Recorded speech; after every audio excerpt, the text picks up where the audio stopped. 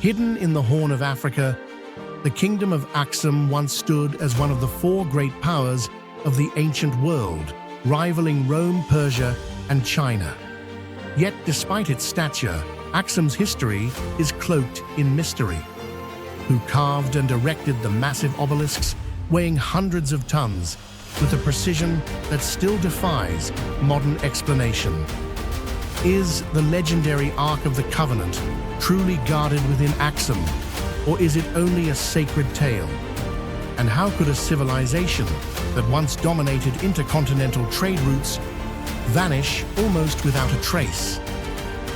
These unanswered questions turn Aksum into a civilization both glorious and elusive, leaving behind enigmas that continue to baffle historians today. What if one of the most advanced ancient civilizations in Africa didn't begin the way history books tell you?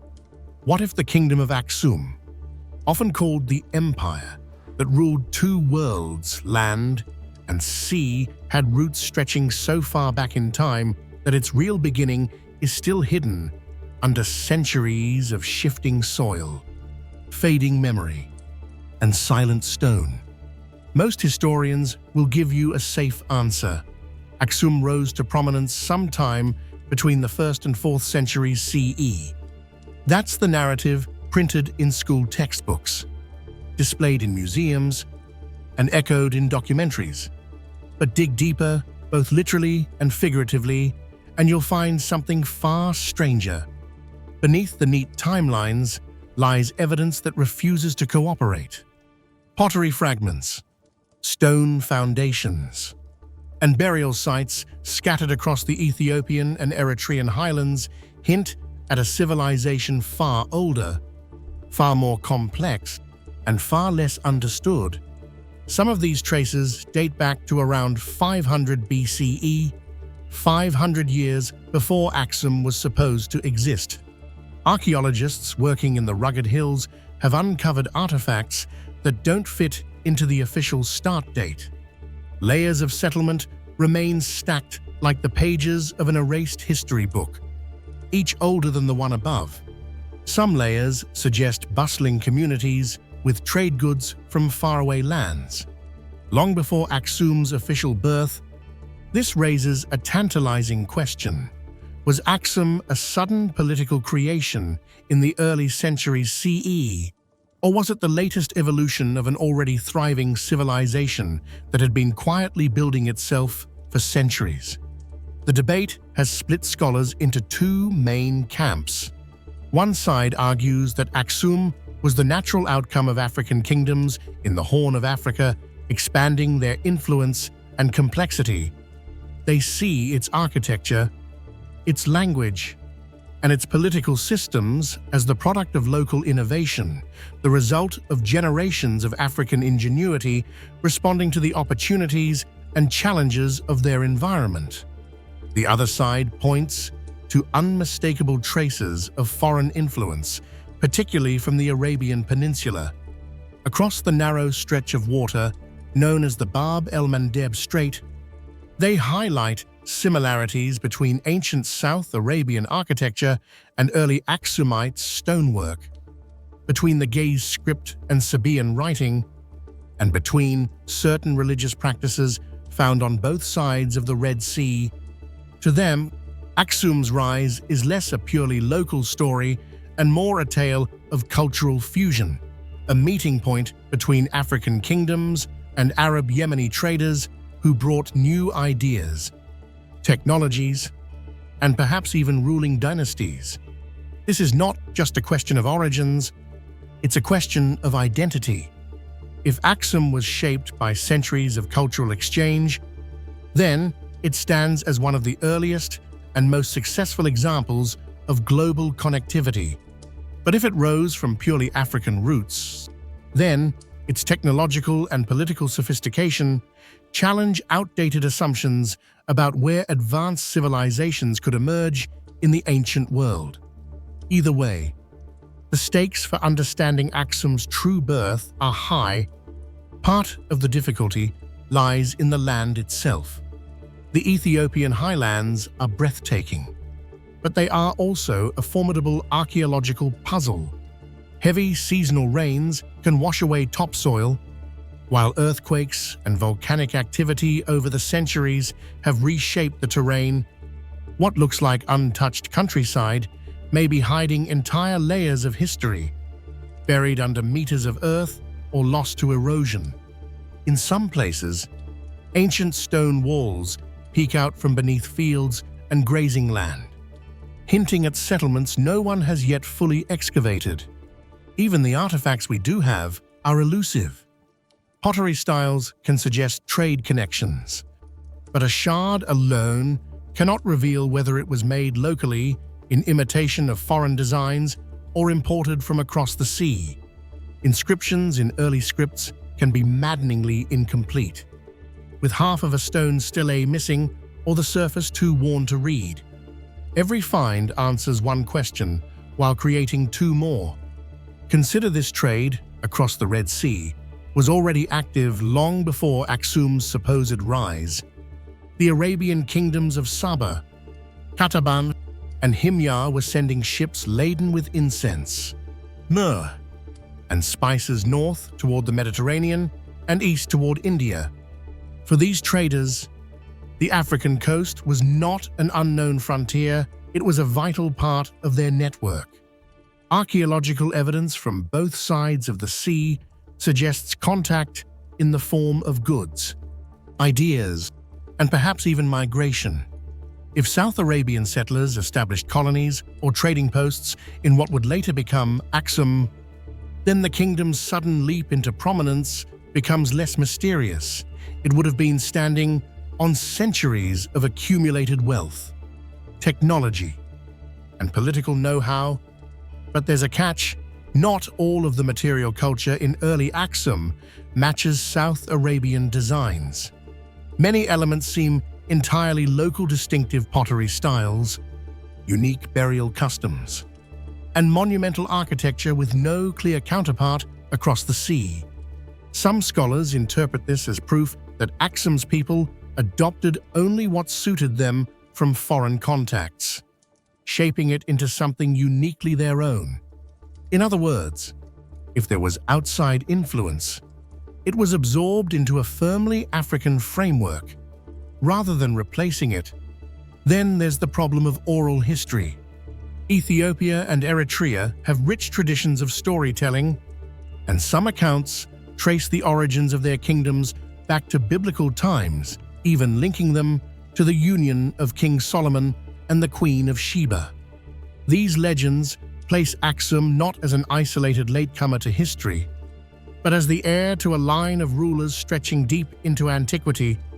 From a historical standpoint, these stories cannot be taken as literal fact, but dismissing them entirely risks overlooking valuable clues.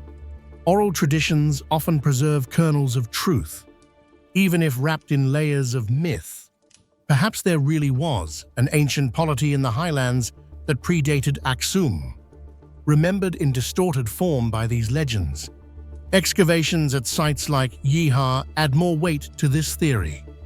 Yeha, often called the pre-Aksumite capital, contains ruins dating back to at least the 8th century BCE, including a massive stone temple built in a style strongly reminiscent of South Arabian architecture.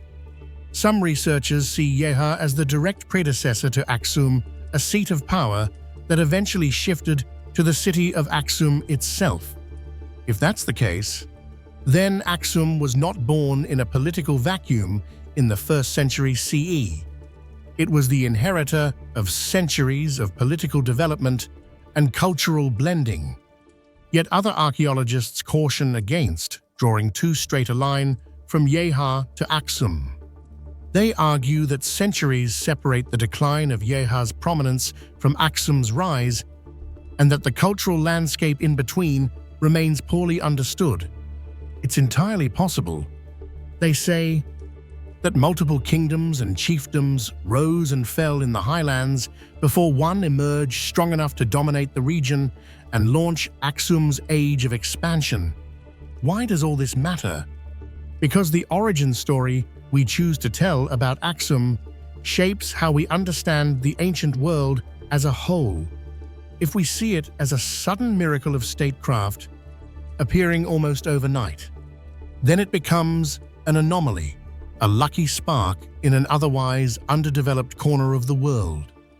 But if we see it as the culmination of centuries of African and Arabian interaction, adaptation, and innovation, then it becomes a powerful example of how civilizations grow in layers, through contact and exchange, as much as through conquest and invention.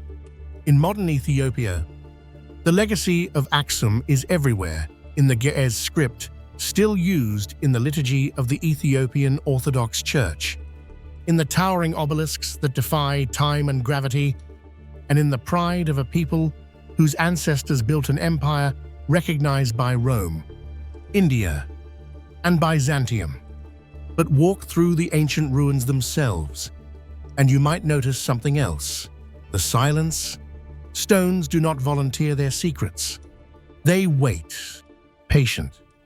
As centuries pass, somewhere under your feet might lie the foundation of a house built 500 years before Aksum's official start. Somewhere in the hills, a tomb might hold artifacts that rewrite the timeline entirely. And so the search continues. Archaeologists return each season, trowels in hand, driven by the possibility that the next trench could yield the decisive clue: satellite imaging, ground-penetrating radar, and advances in dating techniques are slowly peeling back the layers of the highlands, revealing a deeper and more tangled past than anyone expected.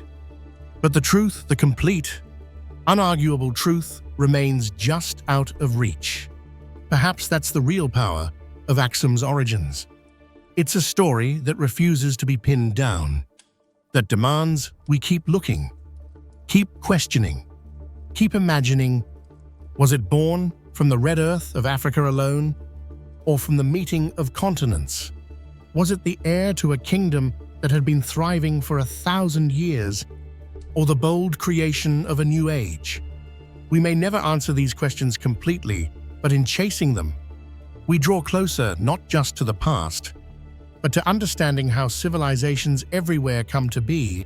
And until that missing piece is found, the true origins of Aksum will remain one of the greatest unsolved mysteries of the ancient world, a riddle written in stone, whispered across seas, and buried in the highlands, waiting for the day when someone finally listens closely enough to hear its first chapter. They say it rests in a small chapel in the Ethiopian city of Aksum, not in a museum, not in a vault beneath glass and alarms, but in a modest stone building whose walls have heard prayers for centuries. The Church of St. Mary of Zion is not grand by the standards of world cathedrals, but what it is said to hold could outshine every jewel of the Vatican and outvalue every treasure in the British Museum combined.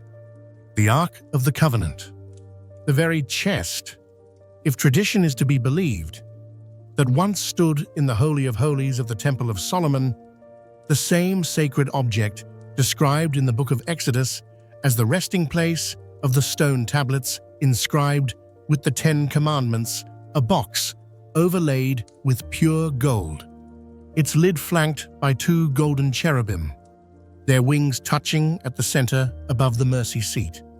In the biblical narrative, the Ark was the ultimate symbol of God's presence on earth, so holy that touching it without permission was said to bring instant death.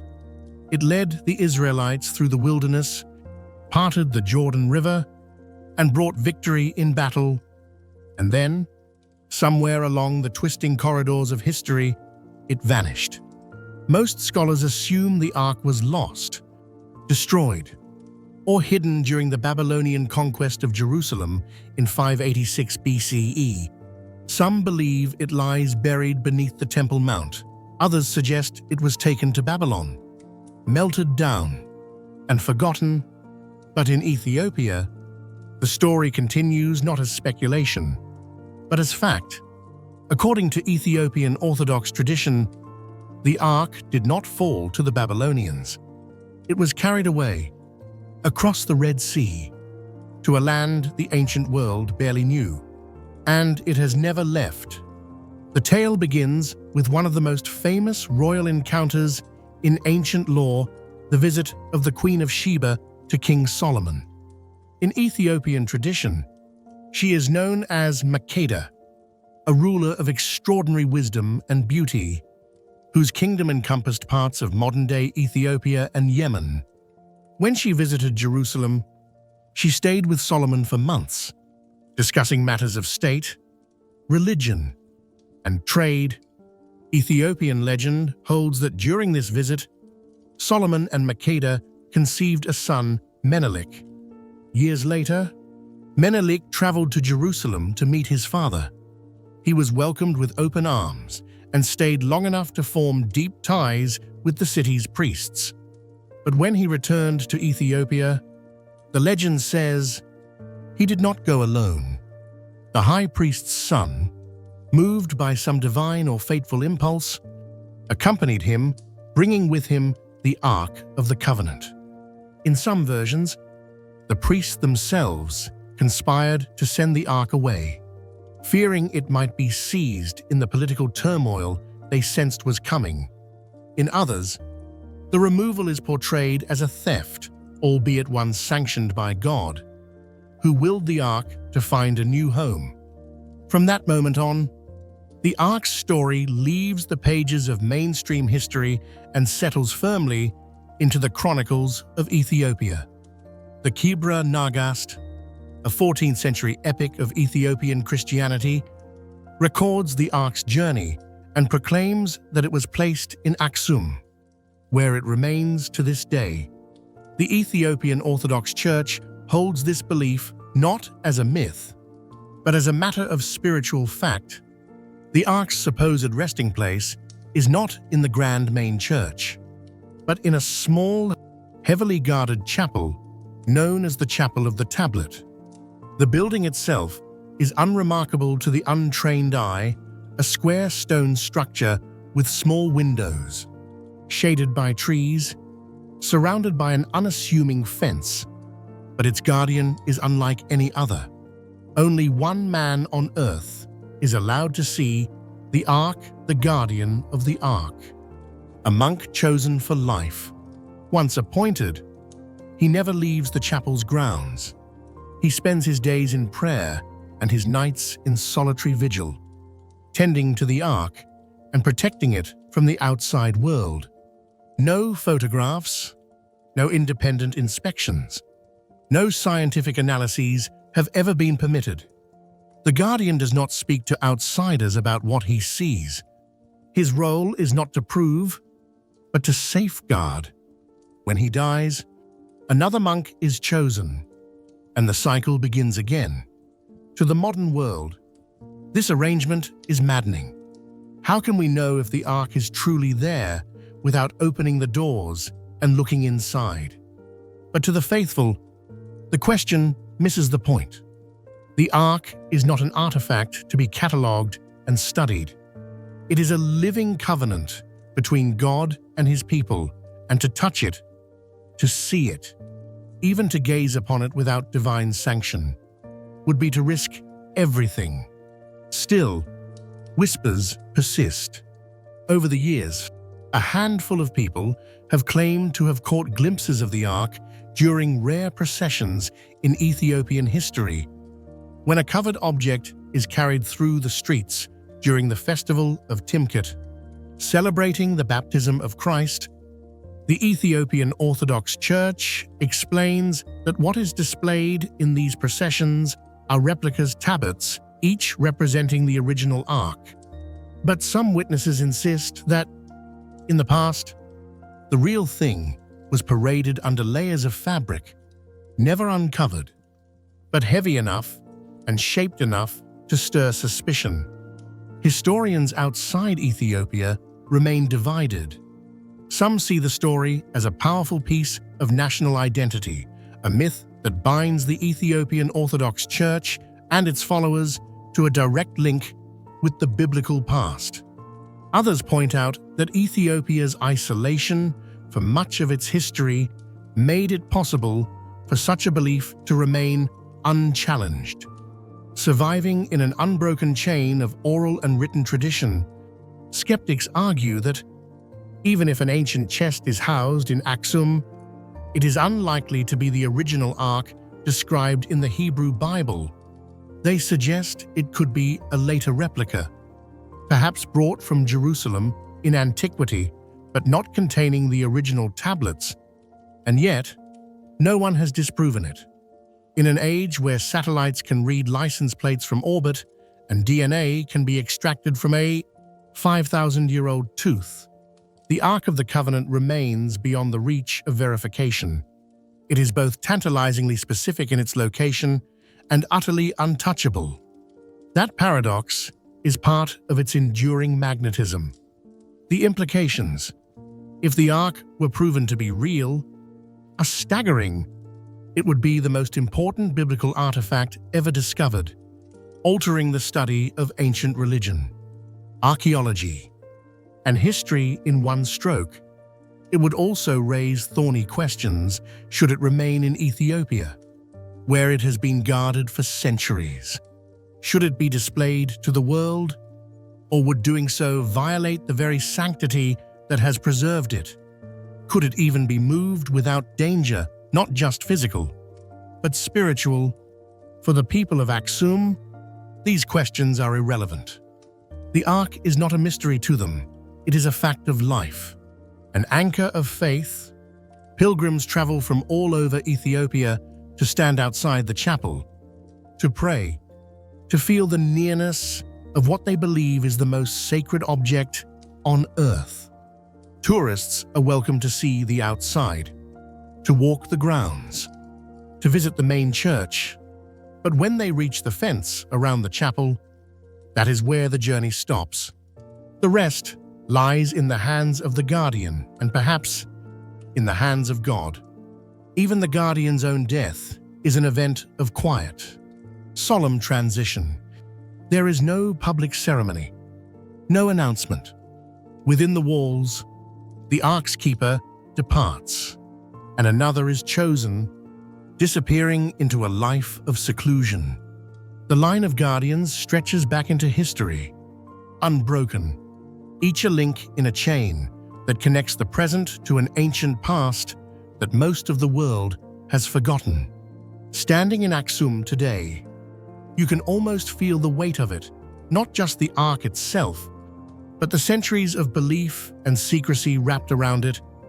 The sun bakes the stone streets, children run through the markets, and in the distance, the chapel stands in quiet defiance of the modern world's need to see, to measure, to verify.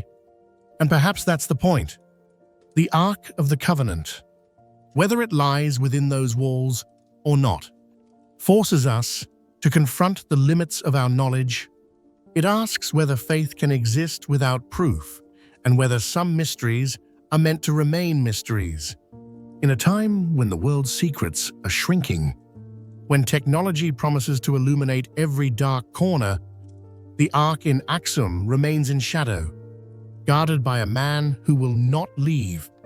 In a city that has been keeping this secret for over 1,000 years, if you stand outside the fence long enough, you might hear the faint chant of the guardian at prayer.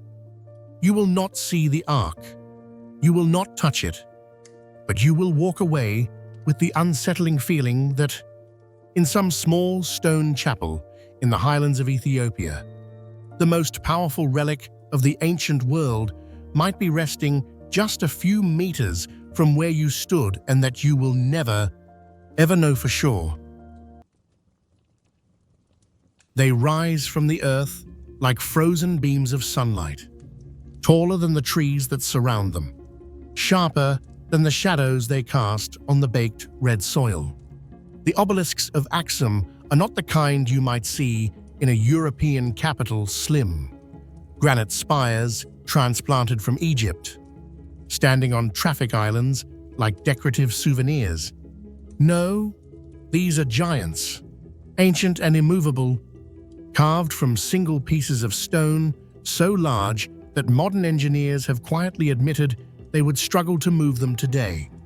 The most famous, known as the Great Stele, once stood 33 meters high, taller than a 10-story building, and weighed an estimated 500 tons. 500 tons. Imagine a block of granite the size of a small apartment complex, not built in sections, not pieced together like Lego bricks, but cut whole from a quarry, transported for kilometers, and set upright with such precision that it stood for more than 1,000 years before finally toppling. The stones of Aksum are as much a feat of endurance as they are of artistry. Walk among them, and you see more than size.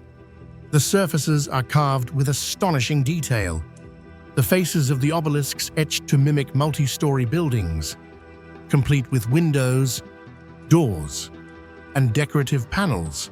Some even have what appear to be false doors at the base, perhaps symbolic portals for the dead, or for spirits to pass through. Each carved pattern is a testament to hours, months, perhaps years of human hands working tirelessly against unforgiving stone. And here lies the first puzzle. These monoliths were shaped long before iron tools were in widespread use in the region. How, then, did they cut such hard stone with such accuracy?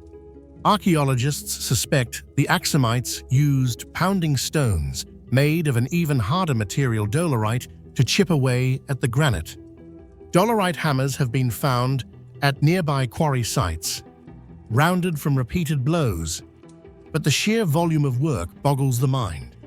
One estimate suggests that carving a single giant stele could have required tens of thousands of man-hours, with workers chiseling in shifts from dawn until the last light faded.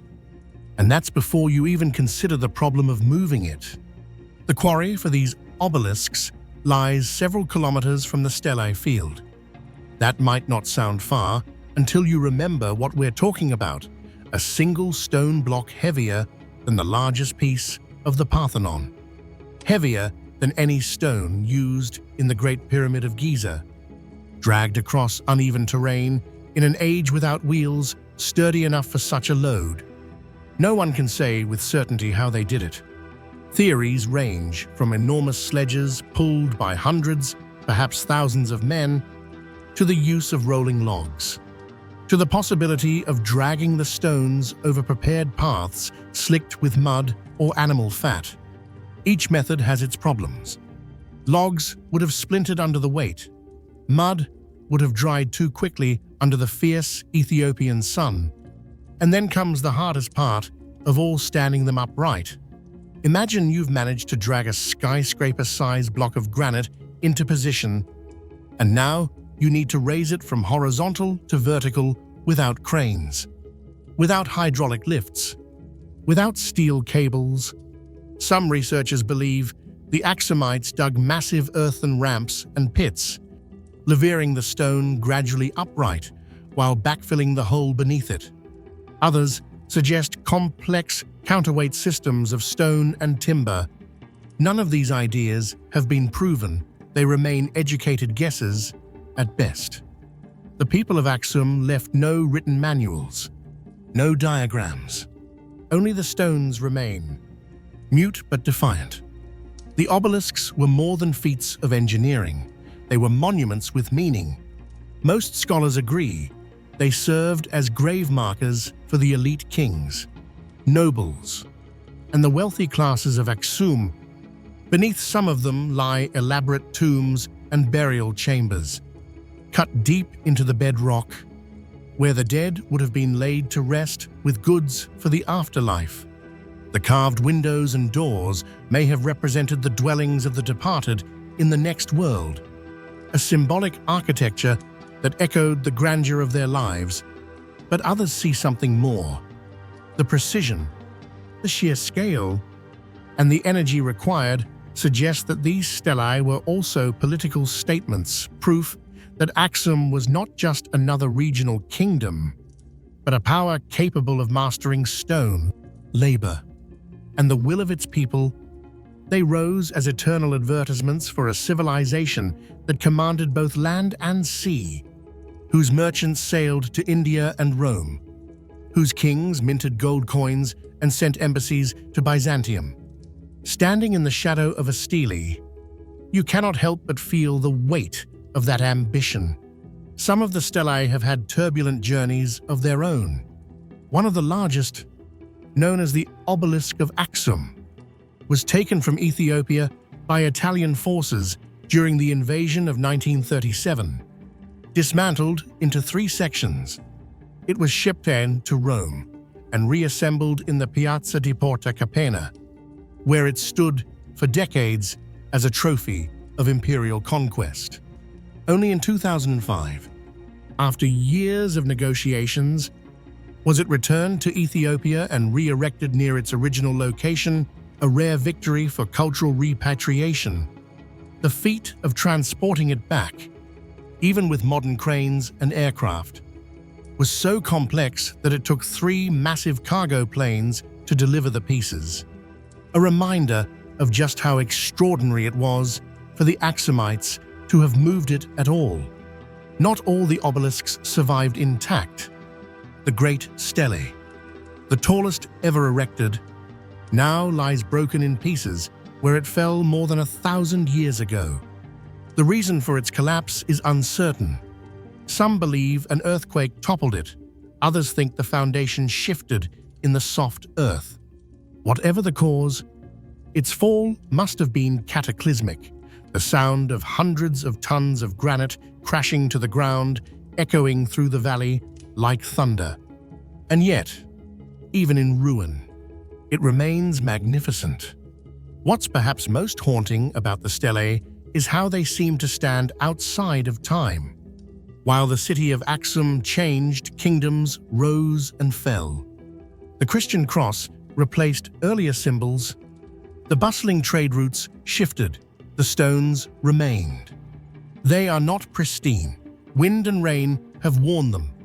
Lichen has crept into their carvings, but they are still here, rooted in the same ground, casting their same long shadows as they did when the kings of Aksum walked among them. For the modern visitor, the experience is surreal. You walk between the obelisks, some upright, some fallen, and you feel dwarfed, not just by their height, but by the effort they represent. The people who made these had no diesel engines, no steel cranes, no computer-assisted design. They had vision, determination, and a knowledge of stone that seems almost alien today. That knowledge is gone. Whatever methods they used, whatever tricks they knew for balancing hundreds of tons of granite on end, they took with them into the past. And so the questions remain: were the obelisks raised entirely through human muscle and ingenuity, or did they employ techniques we have yet to rediscover? Did they build temporary wooden frameworks tall enough to match the height of the stelae, or did they use the land itself, slopes, pits, and ramps to their advantage? Did the collapse of the Great Stele mark the limit of their engineering confidence, or was it merely a tragic accident in a centuries-long tradition of success? There is a silence in the stelae field, even when tourists are present, a sense that these stones have seen more than they will ever tell. They stood here when caravans laden with ivory and gold departed for the Red Sea ports. They stood here when Christian monks built the first churches in the highlands. They stood when the city's power waned and the desert winds began reclaiming its edges. And they stand now, in the 21st century, as one of the last unbroken connections between our world and a time when the impossible seemed somehow achievable. In that way, the obelisks are more than monuments. They are challenges. They ask us whether we with all our modern machinery and technology, could match the feats of a people armed only with stone hammers and ambition. They remind us that history is not a straight line of progress, that sometimes what was done in the past cannot easily be repeated today. And they whisper through the cracks in their weathered faces that Aksum was a place where human will reached higher, stood taller, and left its mark not just in the memory of its people, but in the very bones of the earth. The first thing you notice about Aksum is that it doesn't look like the kind of place that once ran a world-spanning economy, perched high in the northern highlands of Ethiopia, far from the soft, sandy beaches where merchants might beach their ships. It's a land of rugged hills, red earth, and terraces cut into the slopes. And yet, more than 1,500 years ago, this was the beating heart of a trade empire that reached across continents, from the shores of India to the markets of the Mediterranean, a kingdom whose name rang out in the ports of Arabia, the bazaars of Egypt, and the royal courts of Rome and Byzantium. The question is, how? Because on the face of it, Aksum was in a difficult position. It didn't sit right on the coast. The nearest major port, Adulis, lay nearly 100 kilometers away, down a winding, treacherous route that dropped from cool highlands to the blistering heat of the Red Sea coast. Ships couldn't simply sail up to Aksum's gates, unload their spices and silk, and sail away again. Everything had to be carried, hauled by camel and mule over mountains and through dry valleys. But that didn't stop the Aksumites, if anything. It made them better at what they did. Adulis was their jewel on the sea, a cosmopolitan hub where ships from as far away as India and Ceylon would anchor, their hulls groaning under the weight of pepper, cinnamon, pearls, and fine cotton. From the west came ivory tusks the length of a man, ostrich feathers, gold dust sifted from African rivers, and slaves destined for markets across the ancient world. From the north, caravans brought glassware from Alexandria, wine from the Levant, and silver coins stamped with foreign kings. The Red Sea itself was a highway, and Aksum stood as its tollmaster.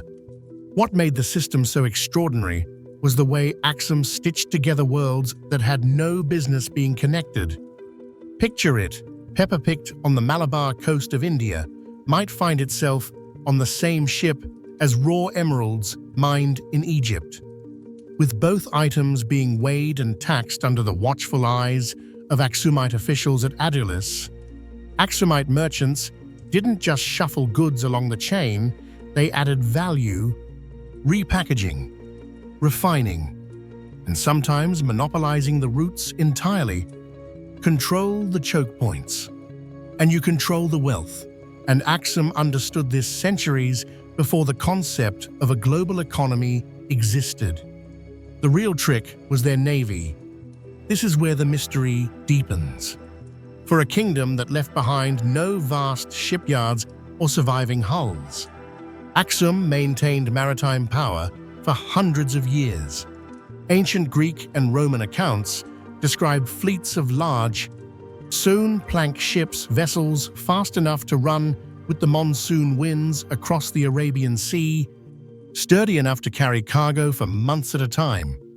These weren't just local fishing craft hugging the coast, they were ocean-crossing workhorses, crewed by seasoned sailors who could read the stars, the swell, and the changing color of the water.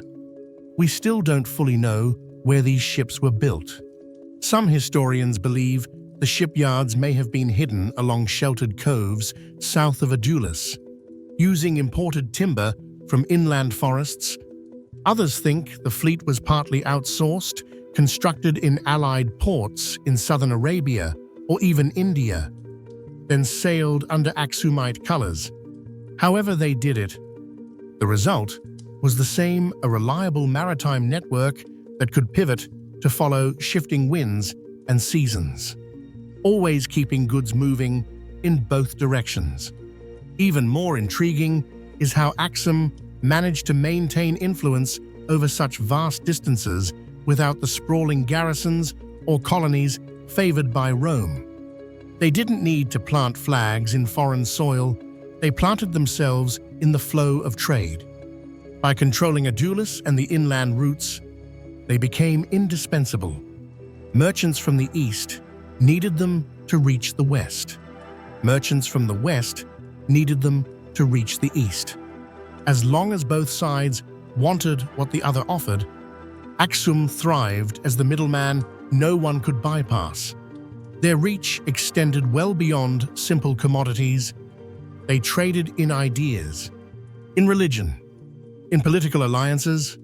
The adoption of Christianity in the 4th century wasn't just a spiritual shift, it was a trade move. Aligning with the Christian Roman Empire opened new doors in the Mediterranean markets, giving Aksum a stamp of trust in a world where religion and commerce often sailed in the same boat. Coins from this period bear crosses alongside the faces of Aksumite kings, a silent advertisement that their silver was as good as any minted in Constantinople. Numismatics, the study of these coins, gives us tantalizing glimpses of their commercial sophistication. The coins were not just currency, they were propaganda. Minted in gold, silver, and bronze, they circulated far beyond Aksum's borders, turning up in India, Yemen, and the Levant. The gold coins, especially, were of such reliable purity that foreign merchants accepted them without question. This was crucial in a trade system that stretched across cultures and languages. A coin that could speak for you was worth as much as an army. But every empire's network is only as strong as the winds that fill its sails. In Aksum's case, those winds were literal, the monsoons that dictated the rhythm of trade across the Indian Ocean. Twice a year, the direction of the winds would shift, and with them, the flow of goods. Aksumite traders mastered this cycle, timing their shipments so that ivory could leave Adulis in January, catch the northeast winds to India, and return with spices by July on the southwest winds. Miss the window, and you waited half a year, which could mean the difference between profit and ruin. And yet, there's still something we don't fully understand: how Aksum managed to stay relevant in such a competitive environment for so long. This wasn't a sleepy backwater relying on one lucky geographic position. They faced competition from Arabian merchants, from Persian traders, from ambitious African neighbors, and still, for centuries, Aksum's ships moved unchallenged. Its caravans kept coming. Its markets kept buzzing. Part of the answer might lie in the kingdom's inland wealth. The highlands were rich in agricultural produce, grain, honey, livestock, which fed both the population and the caravans. They also provided strategic minerals, including gold from the rivers of what is now Sudan and iron from local deposits. This meant Aksum could export high-value goods even without imports, giving it leverage in negotiations with partners abroad.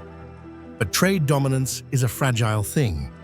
The same sea that brought wealth could also bring enemies. When Islam began its rapid expansion in the 7th century, the political map of the Red Sea changed almost overnight. Ports in Arabia and the Levant, once friendly to Aksumite traders, came under new rule. Control of the maritime choke points shifted. At the same time, climatic changes and possible overuse of inland resources may have strained the kingdom's ability to supply its fleets and caravans. Slowly, the web Aksum had spun over centuries began to unravel. Still, the legacy of their trade network is hard to overstate. This was a kingdom that connected the gold mines of Africa to the spice markets of India, that brought Chinese silk to Roman senators and Roman glass to Indian princes. In a time when most people never traveled more than a few miles from their birthplace, the merchants of Aksum could name ports on 3 continents and had business partners in all of them. Today, if you stand in the ruins of Adulis, the sea breeze carrying the smell of salt and the distant cry of seabirds, you can almost imagine the harbor as it once was, the creak of masts, the shouts of dock workers, the scent of cinnamon and frankincense drifting from the warehouses, and you can almost see the outlines of the invisible empire Aksum, built not with walls and weapons, but with sails, silver, and the stubborn belief that even a highland kingdom could command the oceans. And maybe that's the real secret. Aksum didn't just trade goods, it traded the idea that geography is not destiny, that even a city far from the shore could reach across the world if it had the vision, the skill, and the nerve to do it. The mystery of exactly how they sustained that reach may never be fully solved, but the echoes of their network still hum in the pages of history. A reminder that sometimes the greatest empires are built not on land, but on the sea lanes that connect it. If you were to walk through the highlands of northern Ethiopia today, past the grazing cattle and the low stone walls that mark out terraced fields, you might stumble across something strange, a towering obelisk half buried in the earth, or a block of granite lying in silence where once it stood as part of a palace. There's no bustling capital here now, no caravans winding their way down to the Red Sea. But once, this was the seat of a kingdom whose ships and merchants carried its name across continents. And then, almost without warning, it was gone. The disappearance of Aksum is one of history's great riddles. By the middle of the 7th century, this empire was still a respected player in Red Sea trade, still minted coins, still commanded influence in the region, yet within barely a century, it had withdrawn from the world stage. Its port at Adulis abandoned, its monuments left to the wind and the dust. How could a civilization that had endured for centuries collapse so quickly? Historians have been chasing that question for decades, and the answers are as complex and shadowy as the kingdom itself. The first clue may lie in the changing map of the ancient world. In the early 7th century, Islam emerged from the Arabian Peninsula, sweeping rapidly across the Middle East and North Africa. The rise of Islamic caliphates reshaped the political and economic landscape of the Red Sea and beyond. Ports that had once welcomed Aksumite merchants now answered to new rulers with different priorities. Trade routes shifted toward the Persian Gulf and the Mediterranean's Islamic ports, bypassing the old Aksumite network. For a kingdom that had built its power on controlling those maritime choke points, this was a blow from which it may never have fully recovered. But even the loss of trade dominance might not have been enough to sink an empire this resilient. Some scholars point to climate change as another factor, subtle but devastating. Pollen analysis from ancient soils suggests a pattern of long-term drying in the Ethiopian highlands during the 6th and 7th centuries. If the rains failed, crops would fail too, reducing surplus grain and livestock for both local consumption and export.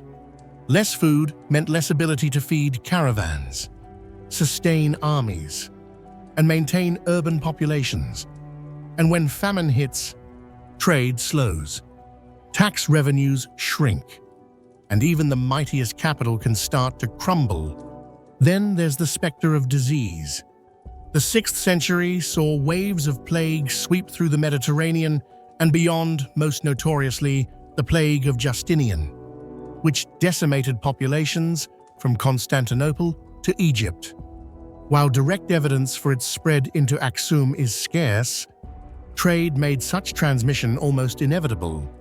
Imagine an Aksumite merchant ship sailing home from Egypt, its crew unknowingly carrying a sickness that had already killed thousands along the Nile.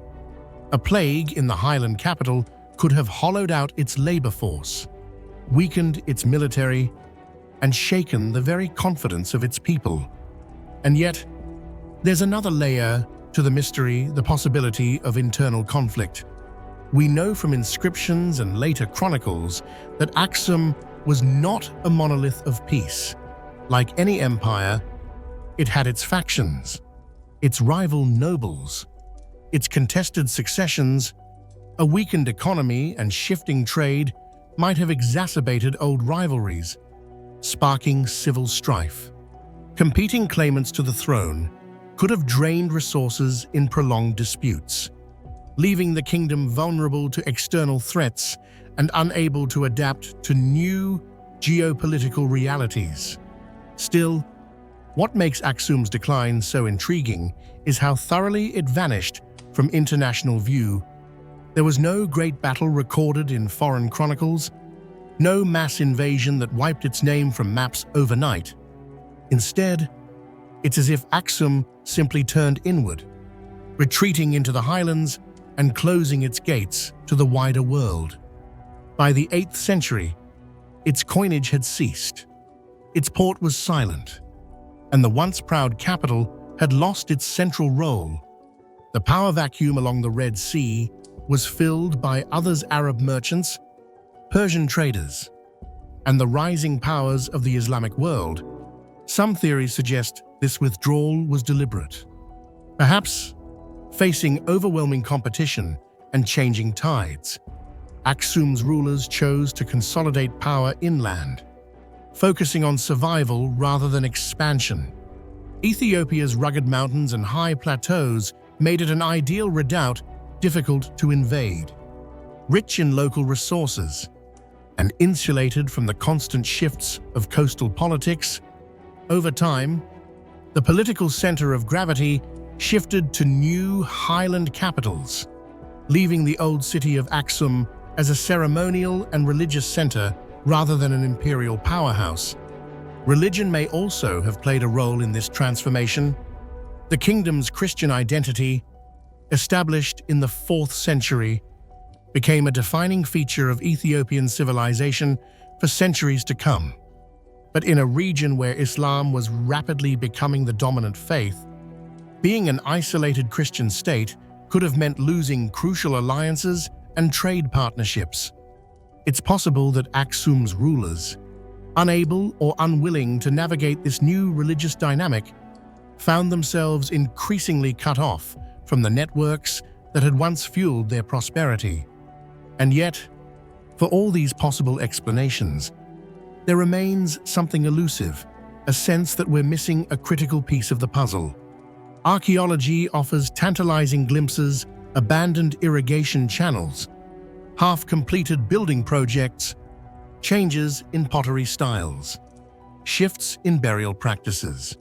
Each fragment hints at a society in flux, adjusting or failing to adjust to forces it could not fully control.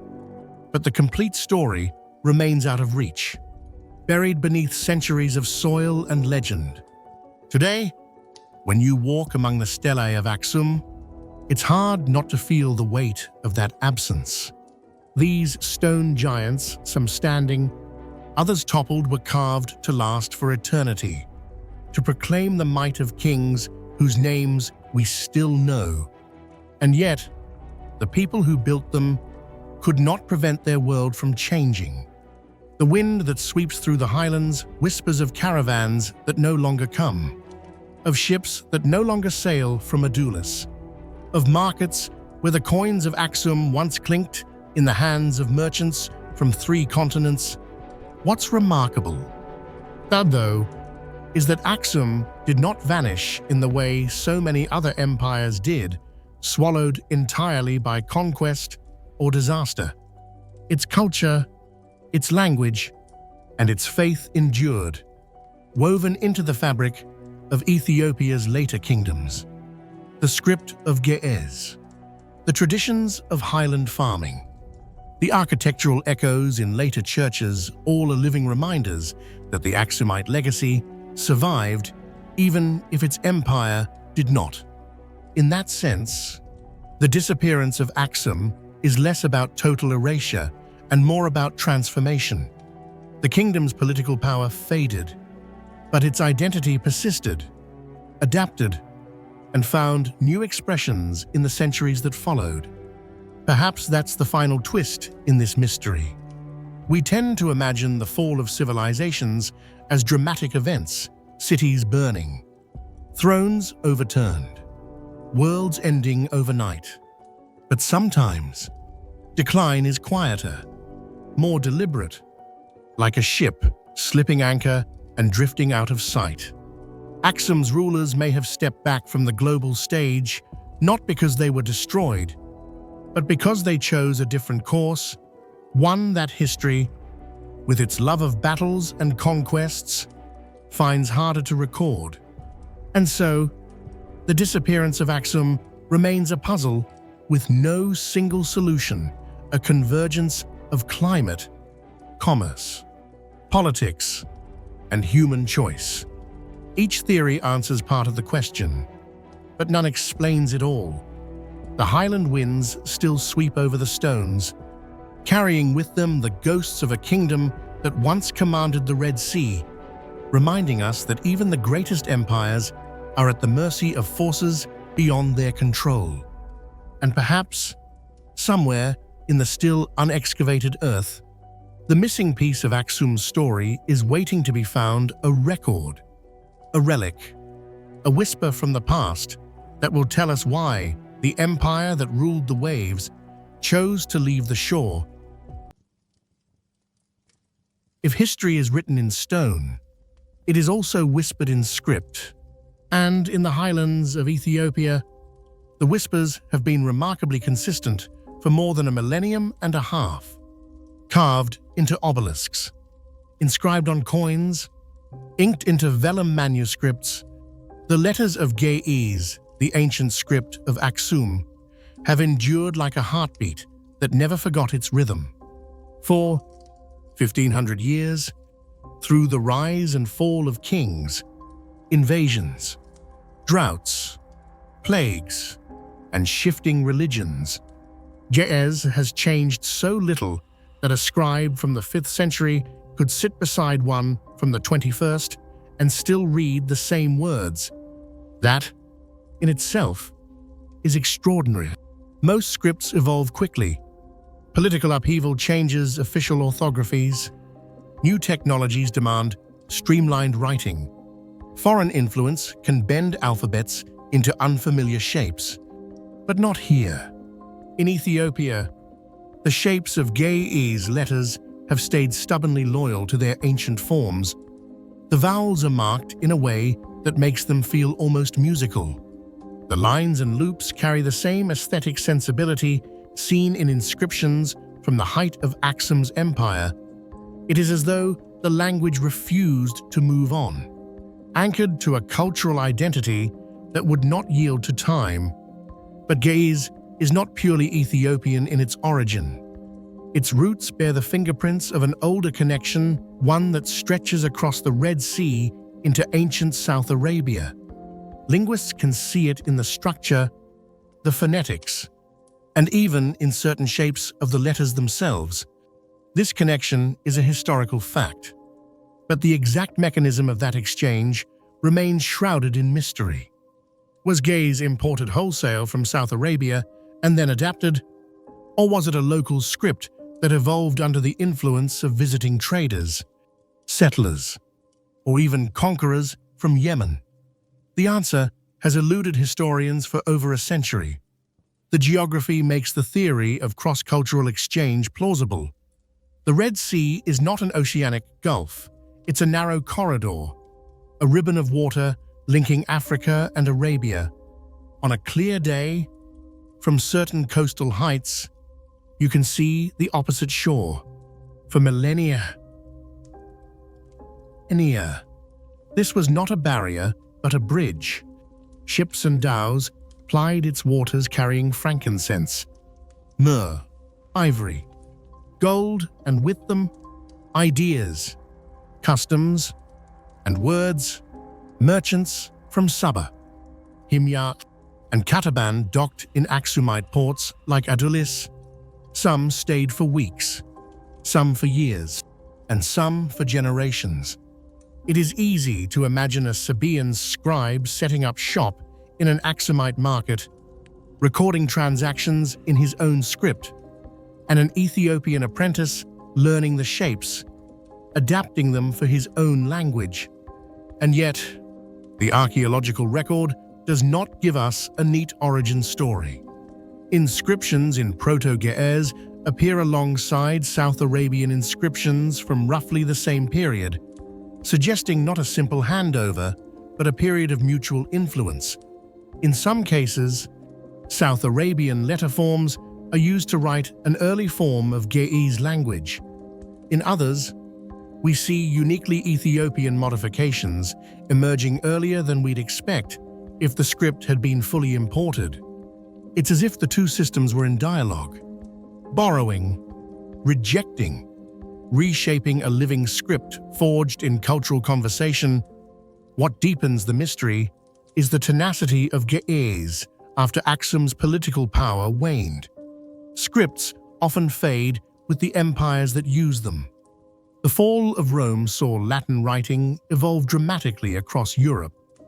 The decline of cuneiform-based kingdoms in Mesopotamia led to its complete extinction. But Ge'ez did not vanish with the decline of Aksum in the 7th and 8th centuries. Instead, it became the liturgical and scholarly language of the Ethiopian Orthodox Church, preserving not just religious texts, but the very forms of the letters themselves. Monasteries high in the mountains became script guardians, copying and recopying manuscripts by hand, ensuring that every flourish of every character stayed true to its ancient lineage. There is also a psychological element here, one that historians often overlook. For Aksum's descendants, Ge'ez was not merely a tool for writing, it was an emblem of continuity, a tangible link to the kingdom's golden age.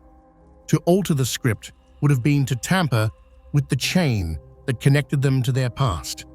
Even when the spoken language evolved into modern Ethiopian tongues like Amharic and Tigrinya, the script of Ge'ez remained frozen in time, a sacred relic in active use. Still, the question lingers, how exactly did South Arabian influence leave such a deep mark on Aksum's language while allowing it to retain such a distinctly Ethiopian identity? Some suggest migration, that settlers from Yemen brought their script across the sea in significant numbers, perhaps even forming a ruling class in early Aksum. Others argue for elite trade contact, where only the merchant and administrative classes shared script knowledge, eventually passing it into wider Ethiopian society. There's even a more radical theory that the influence came before Aksum as a political entity existed, in the form of cultural exchange between pre-Aksumite chiefdoms and Arabian city-states, seeding a hybrid written tradition from the start. Adding to the puzzle are certain features of Ge'ez that have no South Arabian equivalent. The vowel marking system, unique in its efficiency, suggests a deliberate reform, perhaps by an Aksumite ruler or scholar king seeking to adapt the script perfectly to local speech. That kind of reform would require not only literacy, but also a political environment that valued language as a state tool. And if that's the case, the story of Ge'ez's origin is not one of passive borrowing, but of active transformation, a kingdom shaping its cultural tools as strategically as it shaped its trade routes and armies. Even the spread of Christianity in the 4th century added another layer to the script's endurance. With the adoption of Christianity under King Ezana, Ge'ez became the language of the Bible in Ethiopia. Translating scripture required precision. Altering the script could risk altering meaning. Once the church took hold of Ge'ez, it became more than a cultural artifact. It became holy. And in Ethiopia, holiness is preserved. The more you study Ge'ez, the more it seems like a palimpsest, a surface written over but never erased. Beneath its shapes lies the imprint of Arabian traders, the rhythm of Ethiopian speech, the theological precision of Christian scribes, and the silent will of generations who refuse to let it fade. In this sense, the mystery of Ge'ez's persistence is as much about human intent as it is about historical circumstance. Aksum's political empire may have dissolved into the mists of time, but in the lines and curves of its script, the empire's voice never fell silent. Even now, Ge'ez has a ghostly presence in Ethiopian life. Though no longer a spoken mother tongue, it lives on in liturgy, in religious schools, in the carved inscriptions that still stand on ancient monuments. Modern Amharic and Tigrinya use scripts directly descended from Ge'ez, their characters still recognizable to a 500-year-old scribe. And somewhere in that continuity lies an unbroken cultural thread, one that no conquest, no drought, no shifting trade winds could cut. The unanswered question, the why of it all, continues to haunt linguists and historians. Why this script? In this place, across this expanse of time, was it sheer geographic isolation that protected it? Was it the cultural weight of religion? Was it the deep-rooted Ethiopian sense of identity that saw language as a living embodiment of sovereignty? Or was it all of these factors, bound together in a way that makes Ge'ez not just a writing system, but a kind of living monument? In the end, the script of Aksum is more than a historical curiosity. It is a riddle that connects continents, a cipher whose solution may never be fully known. It stands as evidence that cultural power can outlast political power, that ideas can survive even when cities fall, and that sometimes the most enduring empires are built not in stone, but in the ink of a scribe's steady hand. And perhaps that's the real story here.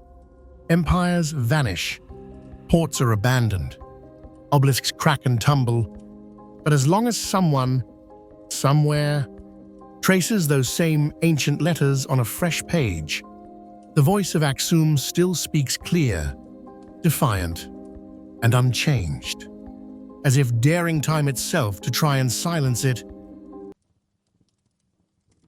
Some legends are too grand to be confined to the pages of history. They stretch across continents, entwining politics with poetry, fact with faith.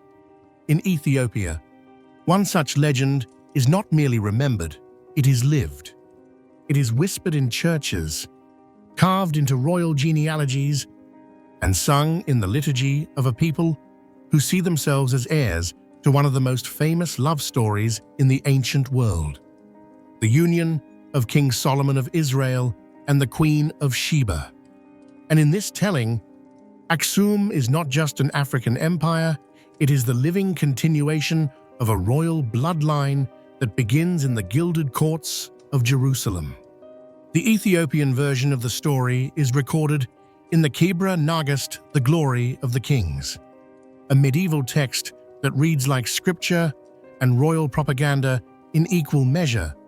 It tells of Makeda, the Queen of Sheba, who journeyed to Jerusalem to test the wisdom of King Solomon. She did not come empty-handed. Her caravan carried gold, spices, precious stones, tribute befitting a monarch. In return, she found not just the famed wisdom of Solomon, but his charm. The text describes their exchanges as a dance of intellect and allure, each trying to outwit the other. In the end, wit gave way to intimacy. When Makeda returned to her kingdom, She carried with her more than trade agreements. She carried a son. That son, Menelingwai, would grow up in Ethiopia, unaware at first of his father's identity.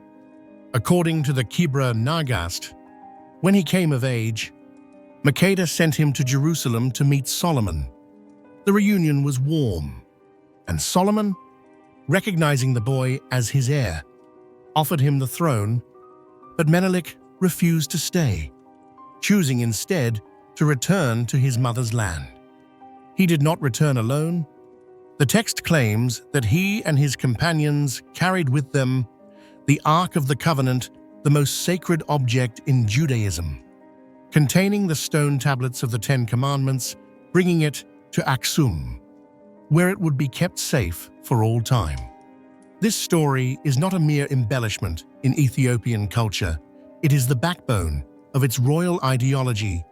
For centuries, Ethiopian emperors traced their lineage directly to Solomon and Sheba through Menelik. To challenge the Solomonic dynasty was not just to challenge a ruler, it was to challenge a line that claimed divine right, a right sanctified by biblical blood. But here lies the historian's dilemma: how much of this is history, and how much is myth-making on an imperial scale? Outside Ethiopia, the Queen of Sheba appears in the Hebrew Bible, the Quran, and Arabian traditions. But these accounts are brief and geographically ambiguous. The Bible says only that she came from Sheba, a place scholars have variously identified as the Sabaean kingdom in Yemen, parts of Ethiopia, or a realm that spanned both sides of the Red Sea. No ancient source places her squarely in Aksum, at least. Not without interpretation. Archaeology complicates matters further. The Sabaean civilization in Yemen flourished in the first millennium BCE and left behind inscriptions, temples, and trade records, but no definitive link to an Ethiopian queen named Makeda. On the African side, pre-Aksumite sites like Yeha in northern Ethiopia show strong South Arabian influence, monumental stone temples with Sabaean inscriptions, but these date several centuries before Aksum rose to power. They prove cultural and economic connection, but they do not prove the lineage of a queen. Then there is the DNA question. If the Solomonic line were literal, we might expect genetic evidence of Middle Eastern ancestry among Ethiopia's royal family. Some genetic studies have found markers of ancient Arabian admixture in the Ethiopian population. But this is hardly surprising, given millennia of trade and migration across the Red Sea. No test has yet isolated a Solomonic genetic signature, nor could it with the evidence currently available. Skeptics point out that the Kebra Nagast was compiled in the 14th century, more than 2,000 years after the time of Solomon, and that it served a very practical political purpose. Ethiopia's rulers of the time, seeking to legitimize their claim to the throne after a period of upheaval, anchored themselves to the most prestigious lineage they could imagine. And what better than a direct bloodline to the wisest king of the Bible? Yet to dismiss the legend entirely is to overlook the deeper truth it carries. Myths endure not only because they might be true, but because they tell people who they are. For Ethiopians, the Sheba-Solomon story explains their place in a sacred geography that bridges Africa and the Holy Land. It frames Aksum, and by extension Ethiopia, as a chosen nation, custodian of the Ark, heir to a covenant with God himself. And then there is the Ark of the Covenant itself, the linchpin of the legend. In the Ethiopian telling, it rests to this day in the Church of St. Mary of Zion in Aksum, guarded by a single monk whose life is dedicated to its watch. No outsider may see it. No photographs exist. Scholars who have sought to verify its presence have been politely or firmly turned away. This secrecy, maddening for researchers, is part of the power of the story. The ark's invisibility keeps it alive in the imagination, forever hovering between reality and faith. Even for those who doubt the literal truth, the Sheba connection speaks to something remarkable about Aksum, its ability to weave itself into the fabric of world history. This was an African kingdom that saw itself not as peripheral, but as central appear to Rome, Persia, and the great civilizations of the Near East. By claiming descent from Sheba and Solomon, Aksum declared that its origins were as noble and ancient as any empires, that its legitimacy did not flow from conquest alone, but from a divine narrative. And while we may never know if Makeda truly stood in Solomon's court, we do know that Aksum's power and culture reflected the kind of grandeur such a lineage would suggest. This was a kingdom that built monumental obelisks from single pieces of granite, that minted gold coins with inscriptions in Greek and Ge'ez, that commanded trade routes stretching from the Indian Ocean to the Mediterranean. Whether or not their blood carried Solomonic genes, their ambitions and achievements certainly carried the same sense of destiny. In the end, the connection to the kingdom of Sheba is less a question of proving ancestry than of understanding identity. For the people of Aksum, and for many Ethiopians today, it is not a legend to be debunked, but a heritage to be cherished. It is a story that binds them to the biblical past, to the prophets and kings, to a covenant said to be carried across the sea in a wooden chest of gold. And perhaps this is where the historians and the believers can meet. The archaeologist may see in the Sheba story a blend of historical contact, cultural borrowing, and political invention. The believer may see in it an unbroken chain from Solomon's temple to Aksum's highlands. Both can agree on one thing, that the legend itself is a force shaping art, religion, politics, and the very way a nation sees itself. For in the end, whether Sheba's throne stood in Yemen, Ethiopia, or both, whether she met Solomon under the cedar beams of Jerusalem or only in the pages of a holy text, her shadow still falls across the highlands of Aksum. And in that shadow, the empire's voice still claims, with quiet certainty, that it was born not just of kings, but of a story too enduring to die. In the highlands of northern Ethiopia, the city of Aksum still wakes to the sound of church bells echoing across dry, stony hills. Today, its streets are dusty, and its streams, when they appear, trickle only after rain. But hidden beneath the soil and crumbling stones is the ghost of a different Aksum, one that knew how to command water as if it were a loyal subject. It is a chapter of history few people talk about, because most of its evidence is gone. And yet, the fragments that remain tell of an empire that mastered water in ways we still don't fully understand. The first hints lie in the reservoirs, in a place where the summer sun bakes the ground and rivers can vanish into dust. Water was not just a necessity, it was power. Scattered around the ancient city are vast sunken structures, carved or built from solid stone, some lined with a kind of plaster that still clings stubbornly after more than 1,000 years. Locals know them as Mai Shum and Mai Heja, names that echo across centuries.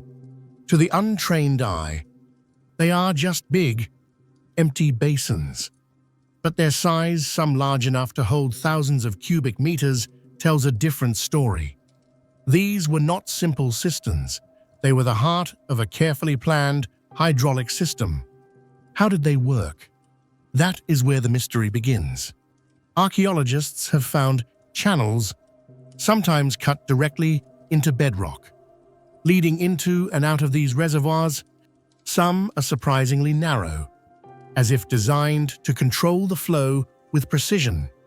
Others are wide enough to suggest heavy seasonal surges. The engineering is subtle, slight gradients to keep water moving without eroding the stone. Curves that might have slowed the current. Junctions where water could be diverted to different parts of the city, but without written manuals or blueprints. All we have are educated guesses. The lack of direct records is one of the great frustrations of Aksumite archaeology. Unlike the Romans, who proudly inscribed their aqueducts with names and dates, the engineers of Aksum seem to have preferred anonymity. Perhaps their knowledge was passed down orally from master to apprentice. Perhaps water was so sacred that it was not to be committed to mere stone and ink. Or perhaps, and here, the mystery deepens, the knowledge was guarded, a state secret that vanished when the empire fell. One thing is certain, Aksum's water mastery wasn't limited to the city itself. Excavations and surveys in the surrounding countryside have revealed terraced fields and dams that must have supported agriculture far beyond what rainfall alone could provide. The terraces follow the contours of the hills, catching runoff and directing it to where it was needed most. In some valleys, archaeologists have identified faint traces of canals that might once have linked farms to reservoirs, ensuring year-round cultivation. This was how an empire in a semi-arid region could feed its people and its armies for centuries. It's tempting to compare Aksum's engineering to that of Rome, Persia, or the Nabateans of Petra. But there's a difference. The Romans built in stone arches and towering aqueducts, monuments to their own permanence. The Nabateans carved cisterns into the pink rock of the desert, leaving them open for all to see. Aksum, by contrast, seems to have woven its waterworks into the landscape so naturally that they almost disappear. This subtlety might be why so many of these systems were forgotten without constant use and maintenance. Nature simply reclaimed them. That reclamation might also explain why the technology was not passed on. By the time Aksum began to decline in the 7th and 8th centuries, climate patterns in the Horn of Africa were shifting. Evidence from lake sediment cores suggests prolonged droughts. Rivers that once flowed reliably may have dwindled. If the water sources dried up, the reservoirs would have been nothing more than empty pits. Without the daily need to use and maintain the system, the expertise behind it could fade within a generation, and in a world without written manuals, once the last trained engineer was gone, the knowledge was gone with him. Still, there's a haunting question. Could there have been more to the system than we realize? Some researchers speculate that Aksumite engineers understood principles of water filtration and pressure control far ahead of their time.